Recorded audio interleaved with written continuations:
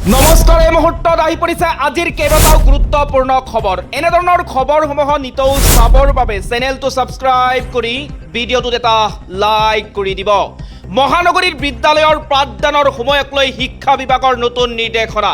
উৎকট গৰমে দুখিছে সমগ্ৰ ৰাজ্য, যাৰ বাবে প্ৰশাসনে বিদ্যালয়ৰ পাঠদানৰ সময়সূচী সলনি নিৰ্দেশনা জাৰি কৰিছে। 1 আগষ্টৰ পৰা কাৰ্যকৰী হ'ব এই নিৰ্দেশনা। গ্ৰীষ্ম প্ৰৱাহৰ বাবে কামৰূপ মেট্ৰৰ শিক্ষা প্ৰতিষ্ঠানলৈ বিশেষ নিৰ্দেশনা শিক্ষা বিভাগৰ। গ্ৰীষ্ম প্ৰৱাহৰ বাবে 1 আগষ্টৰ পৰা পুৱা 7:30 পৰা 1 বজালৈ পাঠদানৰ নিৰ্দেশনা। গুৱাহাটী মহানগৰীৰ বিদ্যালয়ৰ বাবে নিৰ্দেশনা জাৰি কৰিলে শিক্ষা বিভাগে। 31 জুলাইত শেষ হ'ব বিদ্যালয়সমূহৰ গ্ৰীষ্ম বন্ধ। পুৱা 7:30 পৰা সকলো শ্ৰেণীতে আৰম্ভ হ'ব পাঠদান। অৱশ্যে ছুটিৰ ক্ষেত্ৰত শ্ৰেণী অনুসৰি থাকিব তাৰতম্য।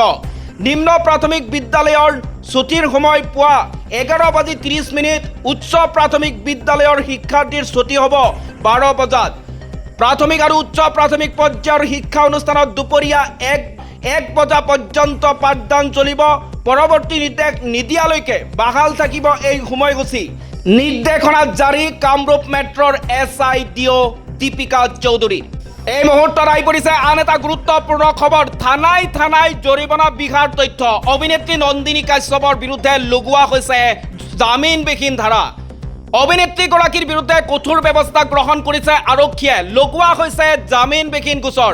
এই সকলো কথা স্পষ্ট কৰিছে গুৱাহাটী যান বাহন আৰক্ষীৰ DCP জয়ন্ত সাৰথী বৰাই। অৱশেষত গ্ৰেপ্তাৰ হ'ল অভিনেত্ৰী নন্দিনী কাশ্যপ। একে সময়তে অভিনেত্ৰীগৰাকীৰ বিৰুদ্ধে কঠোৰ ব্যৱস্থা গ্ৰহণ কৰিছে আৰক্ষীয়ে। লগোৱা হৈছে জামিনবিহীন গোচৰ। ইফালে দুৰ্ঘটনাৰ সন্দৰ্ভত আৰক্ষীক কোনো কথা অৱগত কৰোৱা নাছিল অভিনেত্ৰী নন্দিনীয়ে।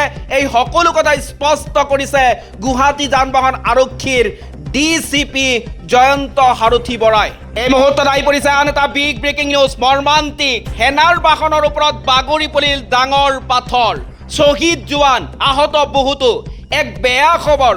ভাৰতীয় সেনা বাহিনীৰ ট্ৰাক এখনৰ ওপৰত এটা পাথৰ বাগৰি পৰে।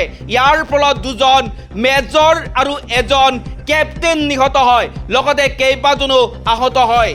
লাডাখৰ গালৱানৰ চৰবাগ অঞ্চলত সংঘটিত হৈছে এই ডাঙৰ দুৰ্ঘটনা। সেনা বাহিনীৰ এখন বাহনৰ ওপৰত বাগৰি পৰে এটা ডাঙৰ পাথৰ। ইয়াৰ ফলত গাড়ীখনৰ ক্ষতিসাধন হয়। খবৰ অনুসৰি বাহনখনত থকা 2জন বিষয়া শ্বহীদ হোৱাৰ লগতে 3জন গুৰুতৰভাৱে আহত হয়। ঘটনাৰ পাছত লগে লগে আহতসকলক বিমানেৰে চিকিৎসালয়লৈ লৈ যোৱা হয়।